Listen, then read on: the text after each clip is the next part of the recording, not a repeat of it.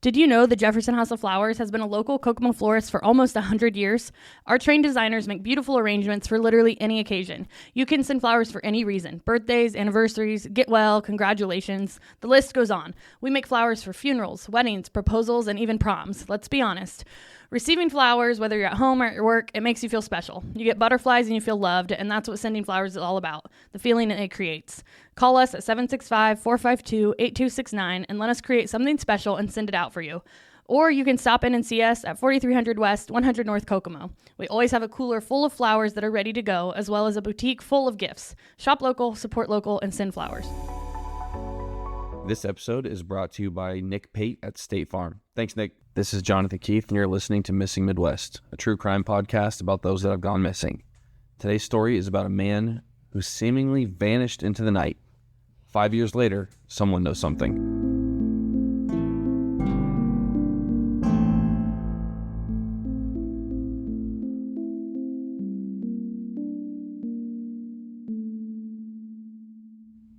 Ooh, another rent-freer. Yeah. Yep. This one definitely is going to sit up there with me on the rent-free status. It reminds me of a couple other rent-freers. We'll get to that in a second. I've just got one announcement for you today. But we now have 88 episodes of Murder Midwest. So good. Right now, you have access to none of them. But for just $5 per month, you can have access to all of them. You get stickers, and you support us. We love doing this podcast, and we want to keep it going. Those subscriptions really help us. We have 88 stories that we would love for you to hear. Literally, your money, your $5 a month goes to us so we can keep doing what we're doing. So we appreciate it. We love and to Cody, our editor. Well, I mean, yes. But I mean, like, it's not going to, like, hidden fees and stuff. It's Right, $5. right. It's literally like a coffee. Like, Yeah. Like, It helps us a lot. Helps keep things going. We're enjoying what we're doing. We want to do it for a long time. So you're going to see that link in our show notes. You're going to see it on some of our Facebook posts. It'll be out there, but think about it. Think about joining a subscription. $5, you get stickers, and all those episodes will be unlocked for you. So that'll be a lot of fun. All right, so like I said, today's case, it reminds me of a few of our iconic rent-free cases. And I'm gonna put you on the spot here. If you had to come up with a top 5 rent-free on episodes that we've done. okay. Top 5 rent-free episodes that we have done. This is episode 91 that we're publishing right now that they're listening to. The ones that I just like. Which missing cases stick out to you the most? I wish that I could freaking know. Brandon Swanson. Yep. Brian Schaefer. Yep. Bryce Pisa. Was that his name? Yep. Mara Murray. I've always wanted to know what had Mara Murray. Asha Degree, maybe? That's a good one. Yeah. What were yours? I mean, Brian Schaefer and Brandon Swanson come to mind immediately. Yeah. Immediately. I would say that Lauren Spear's up there too. Oh, yeah. I feel like I know what happened with Lauren Spear, though. I feel like there's like three different theories that I subscribe to for that. But yeah, I blame the guys she was with, and I think they covered it up. So, man, I don't really have. I would love answers for the family, like where she's at, but the other ones are like you just don't freaking know. You have no idea. Yeah, like when people just like literally fall off the face of the planet. Yeah, that's what we're dealing with today. And Brian Schaefer and Brandon Swanson, like these, like the similarities to those two cases that this one has. Brian Schaefer and Brandon Swanson. Like somebody just goes for a walk and disappears? Well, that's the vibe we're getting? Buckle up, pretty much. Okay. So Brian Schaefer went missing in Columbus, right?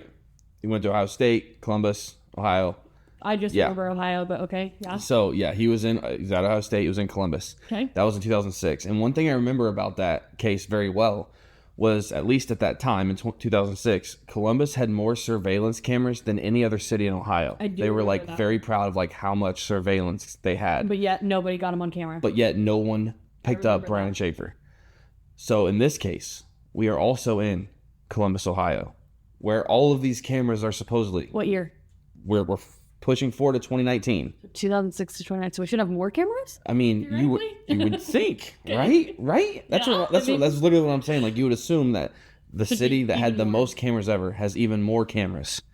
Yet we don't. A fair assumption. See anything in this case, and it's gonna be really crazy that we don't see anything. So okay, just yeah. like I said, Columbus, Ohio, we've talked about their Dollar Generals in the past and their population in the past, so I'm not even going to go over it.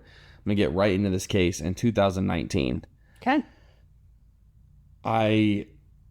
the date was in February, so you got to think it's pretty chilly. That's cold in the Midwest. Yeah, it's cold in the Midwest, so that's a little bit different than Brian Schaefer's, but still, you know, it wasn't like a snowy time at this point. It wasn't like snow covered, but cold.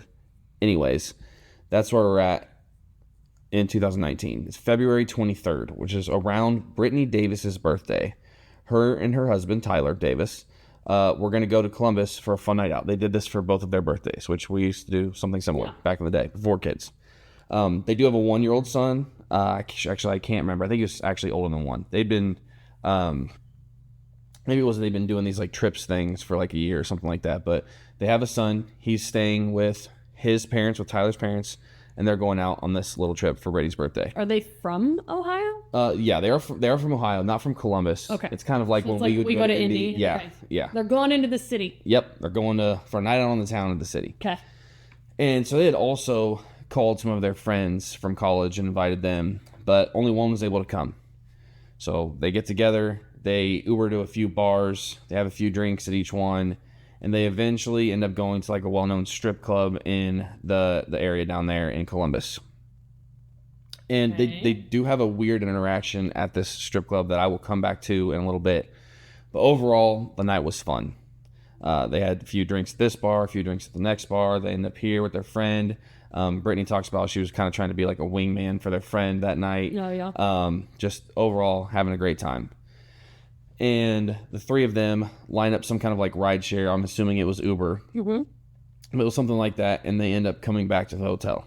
All right. So at this point, this is kind of where stuff gets crazy. She gets back to the hotel at 3:18 a.m. This is all verifiable from their phone activity, from their bank cards, everything. Okay, pause. I already have a question. Okay. You said they go back to the hotel. All three of them?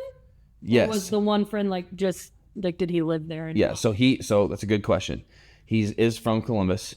They didn't know if he was going to be able to make it home that night. They didn't know like if he was going to be staying with them or if he was going to be going home. Okay. So they had actually given him a hotel key card earlier in the night, like in case we get separated, like we can all meet back at this hotel because you know the rule. You leave together, you stay together. Yes. They all left in an Uber together from this hotel. Okay. So they were going to come back to this hotel. So when you say they all three got there, it was all three of them? Yes. So all three of them get there.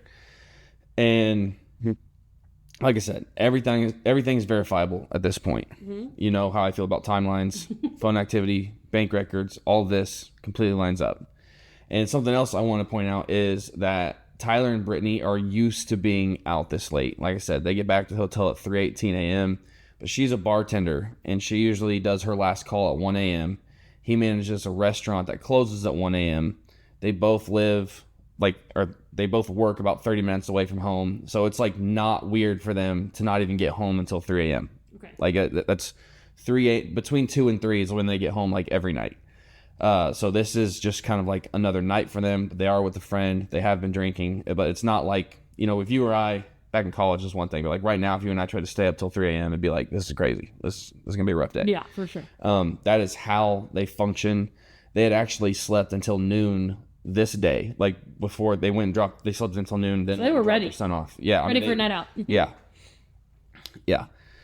And so it's not like uncommon for them to be awake at 4 a.m. even. So, yeah, they are within their normal functioning hours. Which when I first heard the story and the time that it happened, I was like, well, anybody would be crazy tired at that point. Yeah, they're like, this is normal for them. Now, that being said, Tyler had just worked 6 straight nights in a row to free up dates for this little trip. Okay. So, like, I don't know if you had like trade nights with somebody or something, but I get that. Like, you're trying to line up your vacation days, whatever. So I'm sure he was, you know, tired. But again, this isn't outside of the times that he's normally awake. Okay. Definitely exhausted going into the day, but excited for a weekend trip with his wife for her birthday. And at this point when they get back, he's definitely drunk, or at least a little bit. He had a few drinks, and she said that he doesn't really do like beer. He had pretty much like all liquor drinks everywhere they went. Okay. And so that's a factor. He's not a huge guy. You know, I think he was like 5'10", you know. Okay. Like not a big guy. It doesn't go into extreme detail about like what the drinks were, but I will say that Brittany here goes into pretty good detail about how the night went on the True Crime Garage podcast, like 2 months after this happens. Okay. So in 2019, they're from Columbus, True Crime Garage, big fan of their podcast. Yeah. Love True Crime Garage. I love them. They are from Columbus, so when this story is kind of unfolding, I didn't realize they were from Columbus. Yeah, we're neighbors. Yeah, we're pretty close to them. But yeah, as you can imagine, like this case unfolding, people are reaching out to the podcast. Podcasts reached out to them pretty quickly. Like Brittany gets to be on the podcast, so she gives like a full detailed account, and she has like notes because like I mean, really it is. Well, and at the time they're like, he's got to be somewhere, right? Yeah. You know, and so she had like extremely detailed notes of like when they were here because she's looking at the bank statements. Right, they're her bank statements too. That's you know, and so it's like, well, I know we paid for. Yeah, that's a good map of the night. Yeah. And so she's like, I know that we got back to the hotel at exactly 3:18 a.m. That is a hard timeline that they are together right there at 3:18 a.m. But here's where things get weird as they get back. On that ride back to the hotel from the strip club, which was a 17-minute drive, Tyler and the friend have fallen asleep in the back of the car. So she's riding in this Uber, she's riding shotgun, they're both in the back, they both fall asleep on this like short ride. / passed out. Yeah. Brittany said she knew this was going to be a problem because Tyler is usually very difficult to wake up and he's not happy when you do it. But they can't like spend the night in the back of the random driver's car. So when they get back to the hotel, she actually wakes her friend up first and is like, hey, you're going to have to help me like get Tyler like out of the car. Like, yeah. And as she expects, Tyler is not happy when he wakes up.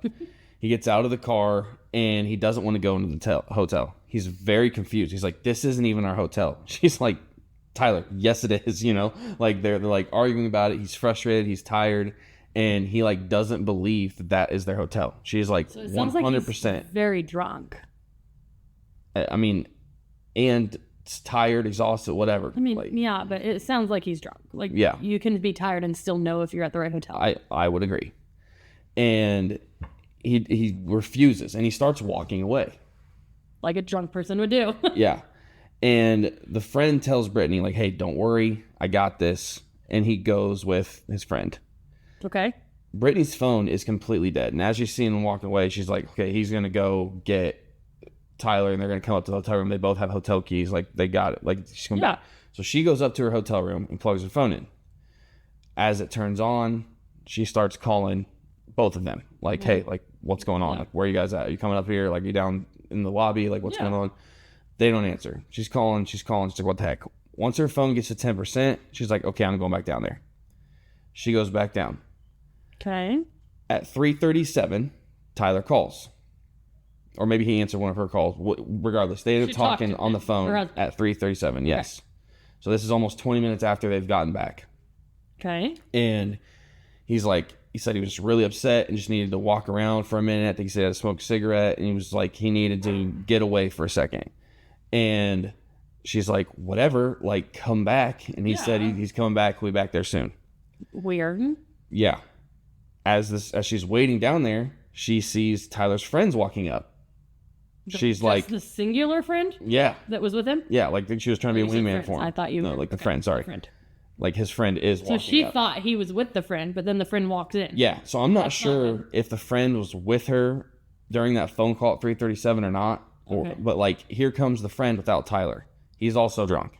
Yeah. And I imagine she was like not happy about that, like whatsoever. And so then she starts calling him again. She's like, what the heck? And he's like, he's coming. He's going to be right here. Like, he's like, you know, he wants to go up. Like, he's like, what the heck? Like, he was right behind me. Like, I don't know. And what we didn't know then, like what they didn't know on the True Crime Garage podcast that we know now is that at 3:51, so that's 14 minutes after this call, at 3:51, Tyler had actually typed in the location of the hotel on his phone to get directions, like on Google Maps. So, like, wherever he was like not sure at 3:51. Far enough away, like, to not know where the hotel was. I mean, why else would you type it in, right? Yeah. And so that would have been before this next phone call because he calls her at 4:10. This is after he searched. Yeah, so she talks to him at 3:37. He's like, sorry, I just need to take a walk, smoke a cigarette. Like, I'll be right back. Here comes the friend without Tyler. Yeah. We searched. She's like, what the heck? Freaking out. About 30 minutes later, she gets another call from him. Okay. Says he's really sorry. He's on his way back now. He will be there in 5 minutes. He said, I can see the hotel. I'm walking through woods right now. I'll be there in 5 minutes. What? And that's a weird statement. Let's say, are they not in the city? Like, they're in the city. And on the True Crime Garage podcast, she explains, like, listen, like, he is the farthest thing from an outside person. Like, 5 trees in a row, he might, like, think that's woods. Like, he's like this, like, you know, a small park or something. Exactly. You could cut through it. Okay. Exactly. But he said, I can see the hotel. I will be there in 5 minutes, is what he says at 4:10. Well, she's like, don't even hang up. Like, she's talking to him, and pretty soon, is giving like total Brandon Simpson vibes. right. And so eventually the call drops, and she's like, crap, I bet his phone is dying too. She knew his phone had been on low battery, so she calls back, and he answers. Okay. And the call is open for like 4 seconds, complete silence. And then the call drops again. Oh, gosh. She tries calling back, but it goes straight to voicemail. So it probably died. It has always gone to voicemail ever since. Are you serious? Tyler has never been found or heard from again. Stop it. I hate it. You see what I'm saying? Brandon Swanson vibes. Like, completely the same vibe. My mind is going 5 different directions right now. I'm sure you're about to go through all these theories with me, but like, holy, I hate that. Yeah. Because it's like, how do you ever leave? Like, if you're his wife, like, how do you even leave Columbus again? Right. Like, I'd be like, no, he's here. Yeah. Like, because I was just with him here. Yeah. Like, he's in the city. Yeah. At Bo Digital, we like to help our customers tell their unique story. My name is Wayne Stanley, and I'm the owner and founder of Bo Digital, and I'm here to share some of our story with you. When I was a kid, I would go around my grandparents' house and find things of theirs that I treasured, and I would put a tablecloth on their couch, and I would set up my own store. I would sell their belongings back to them, and I guess at that point, that's kind of when I knew I wanted to own my own business one day. Bo Digital is actually named after those grandparents, Glenn Vernon and Shirley Bow. They would be proud of the work that we're doing and the legacy that we're leaving through this company. Bo Digital can help companies of any shape and size, anywhere in the world, with custom marketing work. From logos, websites, social media content, newsletters, and video, we offer the exact custom resources and services that your small business needs. It can be hard for small business owners to spend time on marketing when everything else is calling their attention. That's what we're here for. Your marketing deserves a pro, so be sure to put a bow on it. I am proud that we help companies of all shapes and sizes and budgets of every scope. So be sure to visit bodigital.com so that we can help you with your story today, or engage with us on social media and see what we're all about. Yeah, and so what's crazy to me is in this hour, right? Because like they get there at 3:18, this call happens at 4:10. So in literally 50 minutes, we have 3 phone calls. He spends half of that time with his friend. Yeah. And then he's gone forever? Like, what? That is sketchy. Yeah, it is sketchy. And I mean, if you think about it, okay, say that immediately once he got out of that car, he started like power walking away from the hotel and never turned back. That is still not even a mile away at 4 a.m. Probably not. Maybe no, a power half. walking for Okay, 50 not minutes. power walking, but like, I'm saying like it takes you like an hour to walk a mile. No, it doesn't. I don't know. Like, I feel like it would take a while. I don't know. I'm Googling how long does it take, which I guess we need to factor in intoxication. Okay, that's where I'm getting at. He couldn't have been like that much more than a mile away. I feel like you could. And 40 minutes when you're drunk, even if you were power walking, you wouldn't be like that much farther. I don't know. I feel like in a city especially, it says it generally takes average 15 to 22 minutes to walk a mile at a moderate pace. So let's say 25 to 30 minutes for a mile. He could potentially be 2 miles away. I doubt it. You're right. Yeah, that's what I'm saying. So anyways, that's also, I would just like to say, like, when you said that he like Googled or like looked up how to like the directions to it, like if you were walking out of a hotel. I'm literally picturing I've stayed at hotels like in Indianapolis before. Like you go out of your hotel and you like just walk, like if he was smoking and just walking, being like, oh crap, I turned around and be like, I just need to know if I need to turn left or right here. Yeah. You know? Sure. Yeah. Like he could have just been like, not that he didn't know exactly where the hotel was. He just needed the direction, I guess. Yeah. I don't know. Yeah. I mean, like it wasn't weird to me that he Googled how to get no, back me to the neither. hotel. That's not weird to me at all. So half that time he had been with his friend, right? And for most of this time, Brittany was outside looking for him, right? She went up, she got back at 3:18. She went up, she charged her phone to get to 10%. She said she's up there for like maybe 10 minutes, and she gets back around 3:30-ish is when she's back outside. And she's looking for him this whole time, like down the street that she's on, walking around the hotel, seeing if he's down this street, seeing if he's down the other street. She's kind of basically like circulating the hotel, walking down little bits of the street, looking for him during this time. And she never sees him. So what did the friend say? Like, what did he do when he found him? Like, what were they doing? So, I mean, because he walked with him initially, like as soon as he got out of the Uber, he said they were walking, they were talking, he was smoking, he was like upset that he didn't think that's where they were, convinced him it was, like all this stuff. So like the only thing he's upset about is that he thinks they're at the wrong hotel? This friend is also drunk and not helpful. Okay. And here's how not helpful. And I'm keeping his name out of this. True Crime Garage chose not to use his name. They talked about how like brutal things have been for this guy online. I bet. They were both drunk. I don't. Because I'm like, you're kind of a really crappy friend. I've never been in a situation where I would like leave my best friend to walk around a foreign city by himself. Like, so, but I'm sure he regrets that decision. I'm sure he does. I'm sure he beats himself up for it every day. You know, like so. Like I'm not using his name, okay? But the things get worse for him here in a second. After this phone call happens at 4:10, where he calls and he's like, "I'll be there in 5 minutes." Tyler's friend is like, "See, he's almost here. I'm going to bed." She's like, "No, just wait with me. Excuse me? Wait with me down here until he gets here. He's not here yet. Just wait with me." And they I will say that this man, though, like, I'm not getting sketch vibes from the friend. I'm getting like completely drunk man vibes. From the friend or from Tyler? From the both? friend. From the friend. Oh yeah. And Tyler, but I'm saying like if you're about to tell me that the friend is like a suspect in his disappearance, like I'm getting like this guy is so drunk that he's like, dude, he's gonna be fine. I'm just gonna go to sleep. Like, that's pretty much what's happening. Okay. And that's how I view it. That's how Brittany views it. Okay. Yeah. But I mean, she is frustrated because it's like he's not back yet. Like you're not going anywhere. Like I don't want to be down here by myself. And he's like, no, I'm. But he doesn't see the severity of the situation. No, he does not. He's like, he just told you he's gonna be here in 5 minutes. Good night. And so he leaves. Okay. And she's out there by herself, waiting, and waiting, and waiting. And now it's 5 a.m. Oh my God. And he said he was going to be there in 5 minutes, and he is not. And he's not answering his phone. He's not. His phone's going into voicemail. Like, he's obviously, at this point, she's like, he obviously was not where he thought he was. Yeah, but you also have to assume he's sobering up. Like, he could show up at any time because he's going to get sober. You would think. You would think. Yeah, that's what I'm saying. Like, so, in this he's probably situation, just hoping, like, the more time. It's like when you have, like, a missing person, like, you would be like, immediately, I want to report them missing. But in this case, you're like, I probably could just wait, like, a couple hours, let him sober up, and he'll find his way back. You know what I mean? Yeah. Well, and, like, if I feel like if I'm in her situation, I'm like, he's asleep on a park bench. Yeah. Like, or in the lobby of a wrong hotel somewhere. But when he wakes up, he'll realize it. Like, yes.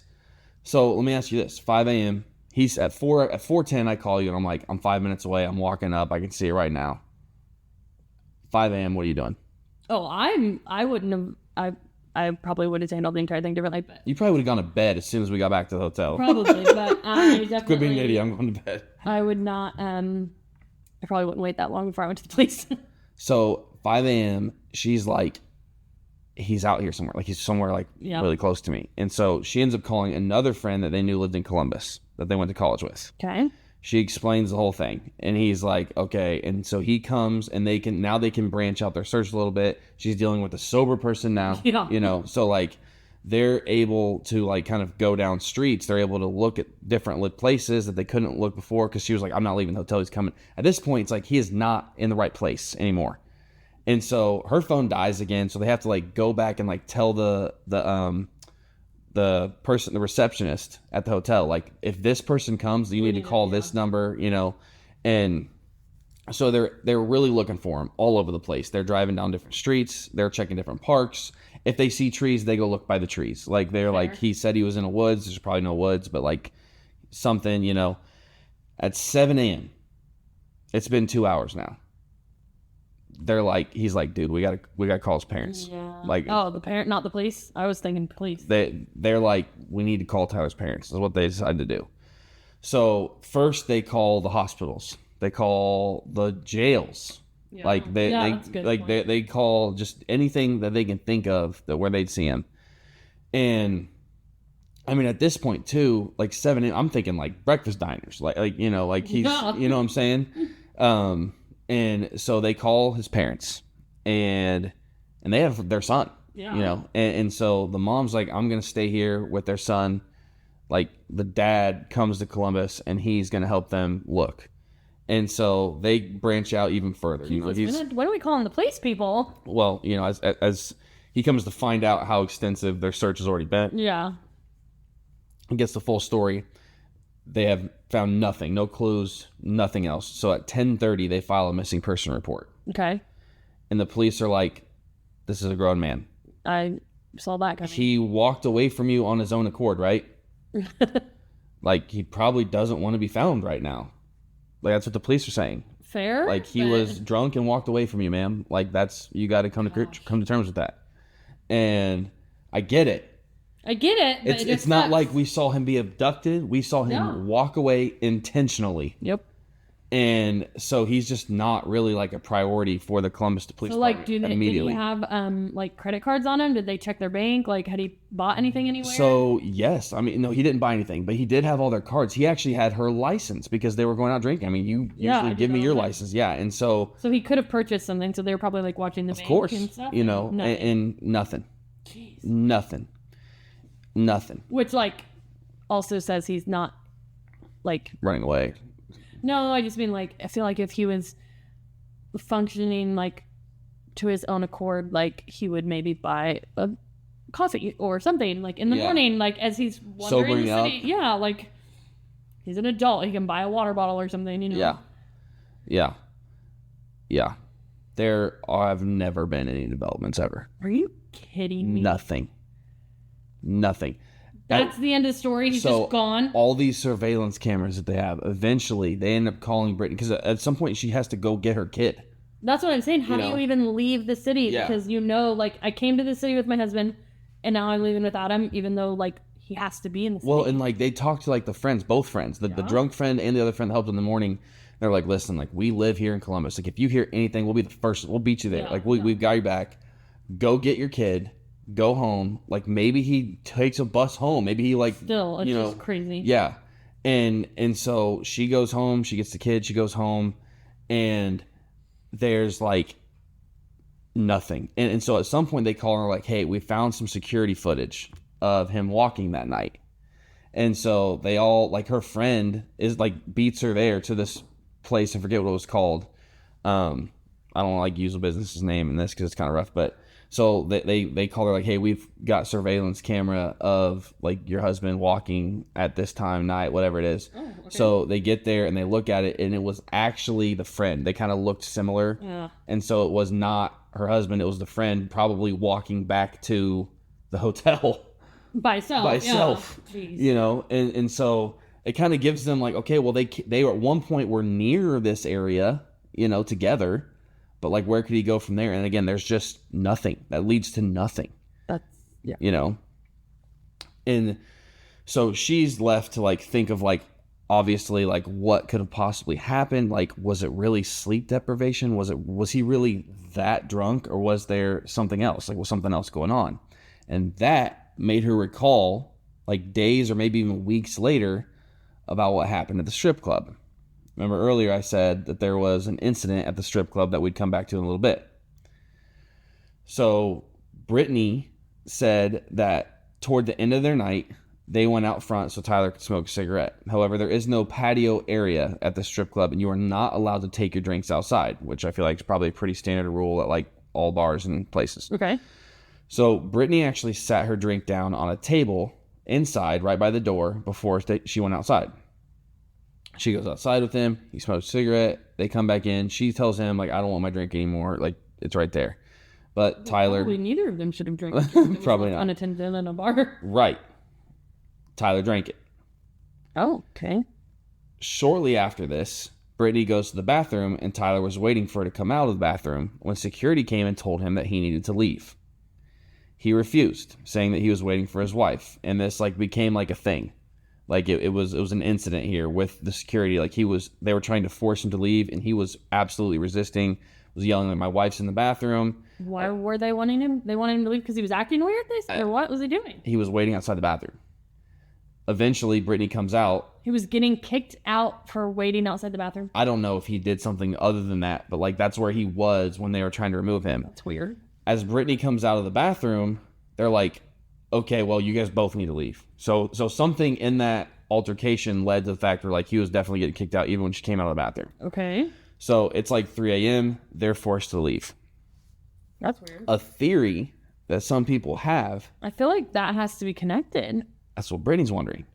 Some people think that maybe somebody had put something in Brittany's drink when the couple had stepped outside, and then Tyler drank it. And then to go along with that theory, they find it very suspicious that they were trying to make Tyler leave when Brittany went to the bathroom.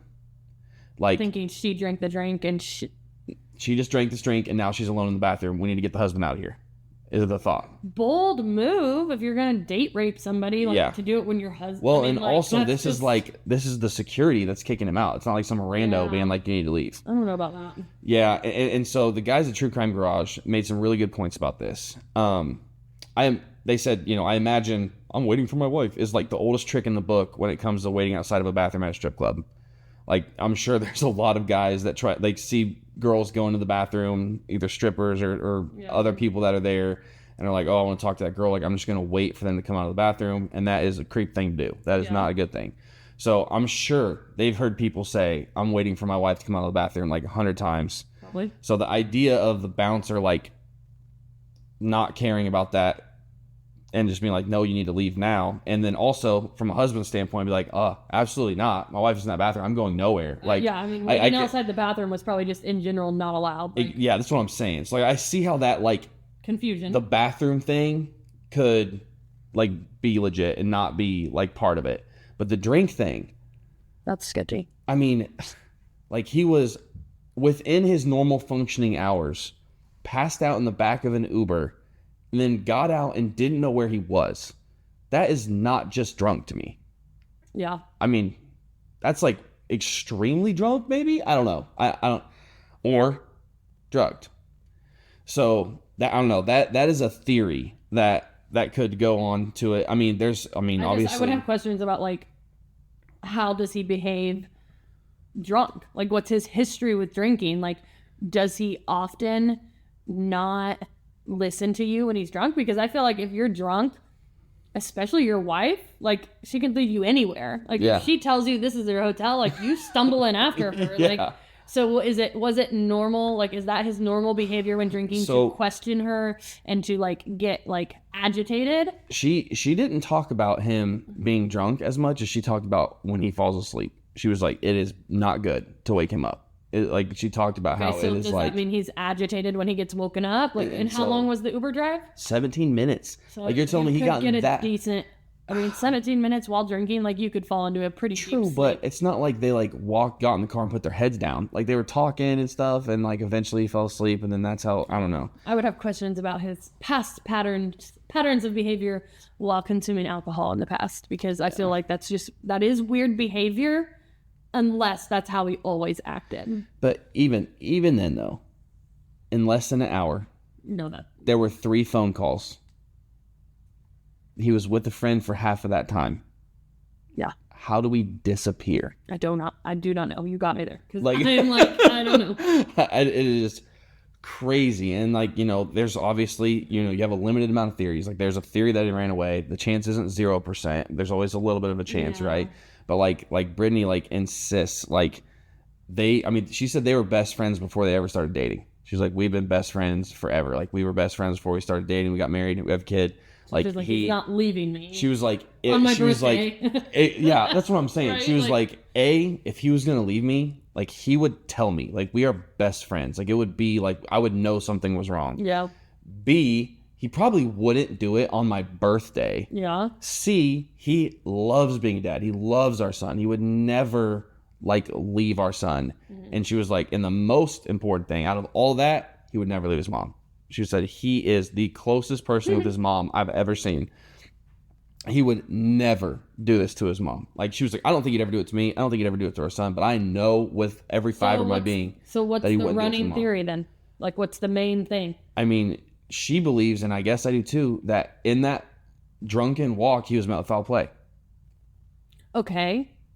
But even if he was met with foul play, like, say he got robbed, people rob people and leave them laying there all the time. They don't take a body with them and make the entire body disappear forever and ever. Yeah. Like, if he got mugged, it'd be It'd be a mugging, and then they'd run away.